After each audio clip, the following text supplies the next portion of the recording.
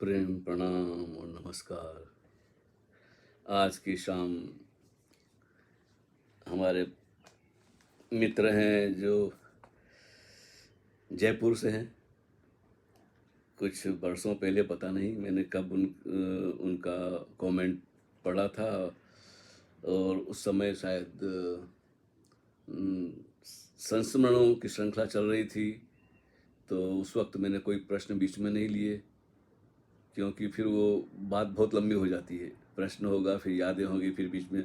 तो उस वक्त कुछ प्रश्न मैंने इधर उधर संभाल के रख दिए थे, लेकिन फिर मैं भूल गया कहाँ रखा है क्या नहीं रखा है। तो अब ये दौर चल रहा है प्रश्नोत्तर का।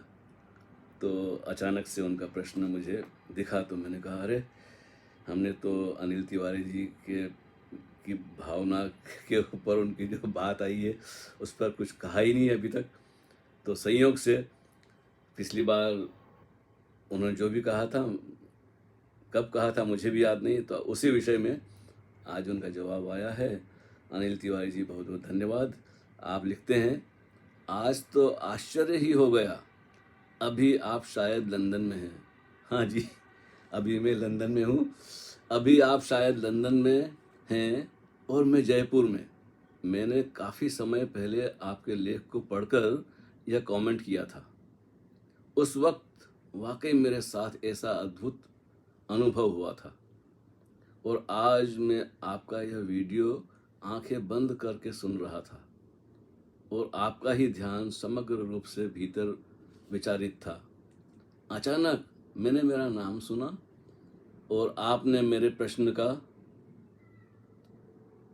उत्तर करीब 20 घंटे पहले वीडियो के माध्यम से यहाँ पोस्ट कर रखा था। है ना आश्चर्य की बात। मैं तो रोमांच से भर गया। मैंने आपके सभी लेख पढ़े हैं, ओशो को भी पढ़ा और सुना है। ओशो को तो मैं कभी मिला नहीं, पर मुझे आप ही ओशो लगते हैं, जीवंत ओशो। आपका यह वीडियो देखकर मैं अभिभूत हूँ। वाह, आपका साधुवाद, आपके जीवंत दर्शन करने की अभिलाषा है, अनिल तिवारी जी। तो ऐसा है अनिल तिवारी जी, आश्चर्य आपको ही नहीं हुआ, मुझे भी आश्चर्य हुआ कि मुझे याद नहीं था कि कब आपने प्रश्न पूछा और अचानक से ये सामने आ गया। तो मैंने कहा कुछ ना कुछ दो शब्द धन्यवाद के ही आपसे कह दूं। और फिर आप तो जानते हैं कि जब बात करने लगते हैं तो बातों में से बात निकलती है। तो ऐसे आश्चर्य जीवन में कई बार घटते हैं, अनायास घट जाते हैं। मेरे साथ तो ऐसा कई बार हुआ। कुछ घटना मुझे याद आई। खैर, तो उससे आपका भी ये संबंध है, जैसा आपको अचानक से 2-3 साल या 4 साल बाद, पता नहीं है कब आपने लिखा था। तो एक हमारे मित्र थे जिनके साथ काफ़ी शुरू के दिनों में बम्बई में और पूना में भी और आजोल आश्रम में माँ आनंद मधु के साथ। तो शुरू के सन्यासी थे, बुजुर्ग थे, मुझसे काफ़ी बड़े उम्र थी, 20 साल मुझसे बड़े थे, लेकिन मेरी उनकी बहुत अच्छी जमती थी। काफ़ी साथ में हम घूमे हैं, भटके हैं, साहित्य बेचा है। घुमक्कड़ टाइप के व्यक्ति थे, स्वामी योगोत्तम भारती। संस्मरणों में उनके बारे में मैंने लिखा है, आपने पढ़ा होगा। तो ये घटना आपके पत्र से मुझे याद आ गई कि मैं जर्मनी आ गया था और वो तो घुमक्कड़ थे, कभी कभी घूमने निकल जाते तो साल 6 महीने गायब हो जाते थे, फिर आ जाते थे, कभी 2 महीने बाद आ जाते थे। कोई पता नहीं था कहाँ जाते हैं कहाँ नहीं जाते हैं, खो जाते थे, फिर एकदम से प्रकट हो जाते थे। तो आखिरी बार जब वो पूना आए थे तो मैंने पूछा कहाँ हो आजकल। बोले वहाँ रहा, ऋषिकेश में रहा, कहाँ कहाँ हम्पी में रहा, और इधर उधर सब कहानियाँ सुनाते रहे कि मैं कहाँ कहाँ भटका हूँ, गोवा में भटका हूँ। तो मैं बोला अभी वो महंत जी ने बुलाया है मुझे, तो मैं सूरत जा रहा हूँ, कबीर वाड़ी या कबीर आश्रम, कुछ उन्होंने ऐसे बताया जबानी। तो मैं बोला चलो, बोलता कि तो मैंने कहा था मैं तो जर्मनी जाने वाला हूँ, शायद 1-2 महीने लग जाएंगे। तो बोला कोई बात नहीं, जाने से पहले तुम मुझसे बिल्कुल ज़रूर मिलना, तुम आ जाना वहाँ। तो बोला चलो ठीक है। लेकिन ऐसा हुआ कि मैं तो जर्मनी आ गया, मुझे जाने का समय ही नहीं मिला सूरत। और फिर 2-3 साल गुजर गए इस बात को, मैं जर्मनी में ही था और मुझे उनकी याद आने लगी कि अरे मैंने क्या गलती करी। मैं उनसे मिला नहीं, लेकिन समय ऐसा था कि कहाँ जाता मैं, सूरत पूना छोड़ के फिर वापस मुंबई जाता, फिर तो आर्थिक रूप से भी और दूसरे ढंग से भी समय के अभाव में मैं उनसे नहीं मिल पाया। तो बड़ा खेद होता था मुझे, बार बार याद आती थी उनकी, क्या पता नहीं कहाँ होंगे, उनको कैसे ढूंढा जाए। एक दो बार कोशिश की किसी को, लेकिन उन जमाने में तो फ़ोन भी कहाँ होते थे, तो सभी के पास तो फ़ोन नहीं होते थे। तो फिर ऐसा ही अंदाज मैंने लगाया कि भाई उन्होंने बोला था कबीर आश्रम और सूरत और कोई रोड का कुछ ऐसा अनुमान से बच, तो मैंने सोचा तो चिट्ठी लिख देते हैं, मिल जाए तो ठीक है। तो 3 साल के बाद मैंने उनको चिट्ठी लिखी, तो लिख के मैंने डाल दिया। फिर भूल भुला गया, मैं समझा शायद अब 3 बरस हो गए, पता नहीं वो कहाँ होंगे, होंगे कि नहीं होंगे, पता नहीं, उम्र भी उनकी काफ़ी हो गई थी। तो फिर 2 हफ्ते बाद ही मेरे पास जवाब आया और उन्होंने पूरी दास्तान सुनाई कि मैं तो कहीं से कहीं जा रहा था और एकदम सवेरे सवेरे कहीं ट्रेन रुकी, तो मैंने सोचा कि ज़रा फ्रेश हो जाऊं, नहा धो लूँ और फिर आगे की यात्रा की जाए। रात भर सोया था बिना टिकट ट्रेन में, भूखा भी था। तो मैंने देखा स्टेशन पर उतर के तो सूरत था, तो मैंने सोचा चलो कबीर आश्रम में। तो मैं गया वहाँ और जाके पहुँचा तो उन्होंने, महंत जी ने बताया कि अरे स्वामी जी, आपका तो कब से पत्र आया पड़ा है, 4-5 दिन हो गए। उन्होंने बोला क्या बात करते हो, बोला हाँ देखो। तो अब बताइए, वो कहीं और जा रहे थे और अचानक उस ट्रेन से उनका इरादा नहीं था, लेकिन उन्होंने सोचा कि फ्रेश होना है, सुबह नहाना धोना है और रात के तो तो उतर गए और मिलने चले गए थे। तो उन्होंने मेरा पत्र मिल गया, तो उनका जवाब मुझे मिला, तो मुझे भी बहुत आश्चर्य हुआ कि भाई, तो ऐसे आश्चर्य बड़े होते हैं जीवन में। ये तो आपका प्रेम भाव है ओशो के प्रति, और आपको जो आप कमेंट किए थे, आज भी ऐसे ही आपने लिखा है कि भाई आपका ये वीडियो देखकर अभिभूत हूँ। मुझे भी आश्चर्य हुआ, मैं वो कि आपको ये मेरा प्रेम पत्र आपको मिल गया है, बड़ी बात है। आजकल तो सुविधाएं बहुत हैं, लेकिन फिर भी ज़रूरी नहीं है कि हर एक तक ये बात पहुंच जाए। तो अनिल तिवारी जी, बस संपर्क बनाए रखिए, हो सकता है कभी जयपुर आना हो जाए।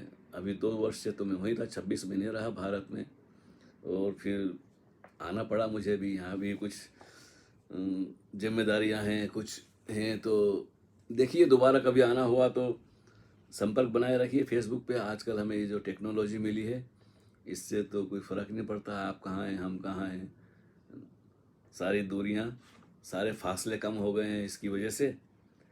तो अनिल तिवारी जी, बहुत बहुत धन्यवाद। और आपके लिए चलो 2-4 पंक्तियाँ सुना देते हैं, कुछ कविताओं की। अब और तो हमारे पास कुछ है नहीं कि अंधेरी राह में कई चिराग जल गए, ये मैंने ओशो के लिए लिखा है, लेकिन हमारे सभी के मन में ये भाव उठता है ओशो के प्रति। मैंने कुछ कोशिश कर दी है शब्दों में, कविता में, गज़ल में। अंधेरी राह में कई चिराग जल गए, हम खुश नसीब हैं कि हमें ओशो मिल गए। देरो हरम को हमने पलट कर नहीं देखा, देरो हरम को हमने पलट कर नहीं देखा, आंखों से तेरी पी के हम ऐसे मचल गए। दुनिया वही दुनिया है पर दृष्टि बदल गई।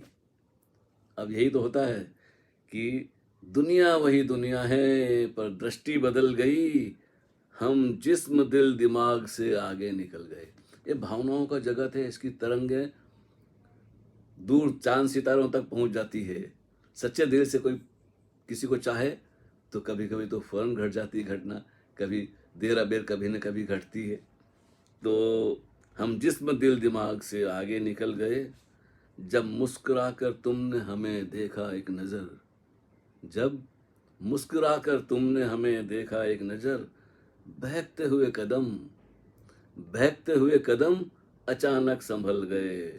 अब क्या है कि हंसना रोना गाना, हंसना रोना गाना, क्या खोना और पाना, बेहोशी में होश जागा, बेहोशी में होश जागा, सब ढंग बदल गए।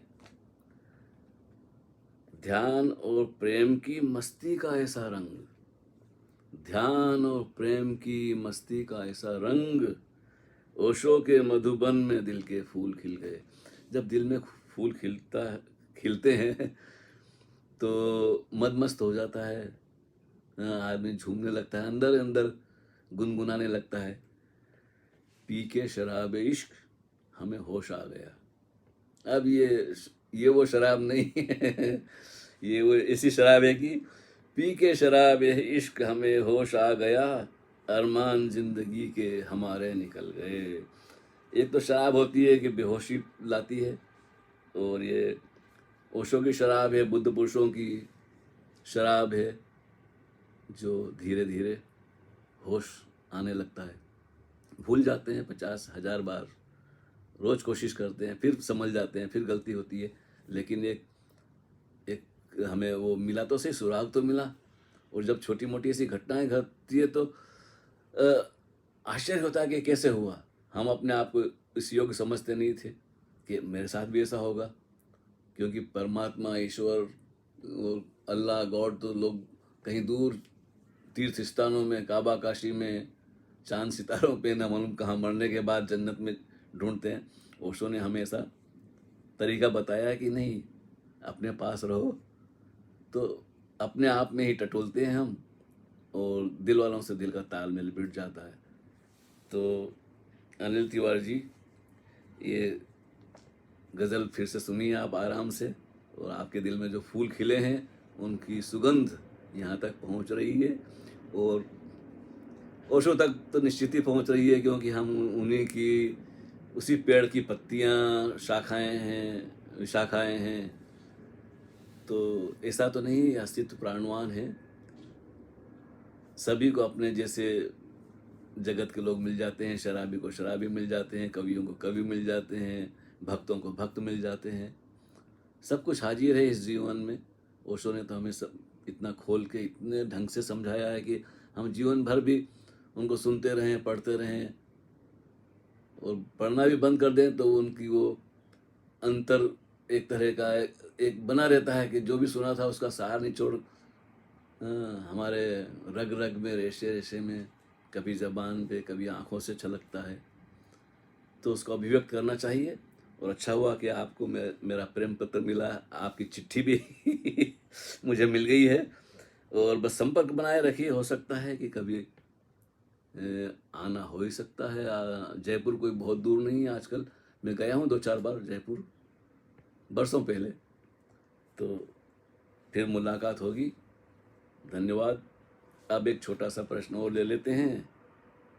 आप कभी ऑनलाइन सत्संग भी कीजिए प्लीज, ये लिखा है ध्यान परिणीता ने। अजी ध्यान परिणीता जी, सत्संग तो हो ही रहा है, अब ये ऑनलाइन करना, बहुत सारे लोग सत्संग करा रहे हैं, और सत्संग तो होता है कि सत्य के साथ संगत बैठ जाए, हमारा अपना साथ तालमेल हो जाता है तो सत्संग हो जाता है।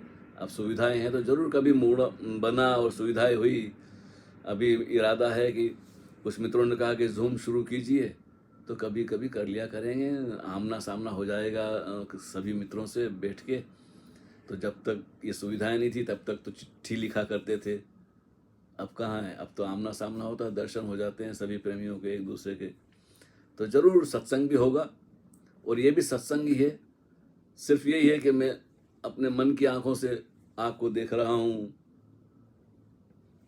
या आपके भाव को महसूस कर रहा हूँ। सत्संग भी होना चाहिए, ज़रूर होगा, समय आएगा, हर चीज़ का अपना वक्त होता है। मैंने तो कभी सोचा नहीं था कि ये कभी ऐसा भी होगा कि हम इतनी दूर रहकर लोग अपने प्रेमियों से, ओशो के सन्यासियों से, मित्रों से, प्रेमियों से इतनी घुल मिल कर ऐसी बात कर सकेंगे। तो ये सब सद्गुरु ओशो की कृपा है, उन्हीं के चरणों में नतमस्तक, और सभी को प्रेम प्रणाम। हरि ओम तत्सत।